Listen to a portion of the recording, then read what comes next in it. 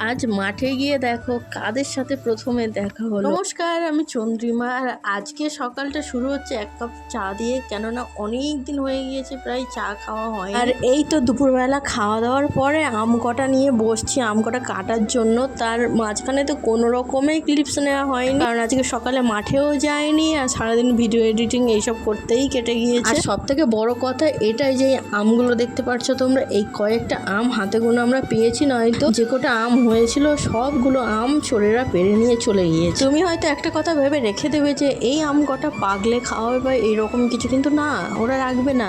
যা থাকবে সব কিছু ওরা মুড়ে মাচারে নিয়ে চুরি করে নিয়ে চলে যাবে। আসলে ওনারা গরু চড়াতে আসে আর মানুষের সর্বনাশ করতে আসে। বিকেলবেলা মাঠে যাবো বলে অনেকক্ষণ ধরে বসেছিলাম, তারপর মারা গিয়েছিল তো জালের কাছে, তারপর অনেকক্ষণ ধরে বসে থাকার পরে মাঠে এসে পৌঁছালাম। আর আসার সাথে সাথে তাদের সাথে দেখা হলো। হয়তো তোমরা অতটাও দেখতে পাবে না, জুম করে দেখানোর তবুও চেষ্টা করছি, কারণ ওনারা ছিল প্রায় 2-3টে মাঠ পরে। যতটা পেরেছি তোমাদেরকে জুম করে দেখিয়েছি। এবার বলো তো ওগুলো কারা ছিল। আর আমাদের করমচাতলা হবে এবার ডাঙ্গার এই পাটটাতে। করমচাতলা সব হয়ে গিয়েছে। সন্ধে হলে না এক অন্যরকম পরিবেশ লাগে মাঠে, কি সুন্দর ফুলফুল করে হাওয়া হয়, তার সাথে এই আওয়াজটা তো মাস্ট পাবেই, তোমরা শুনতে থাকো।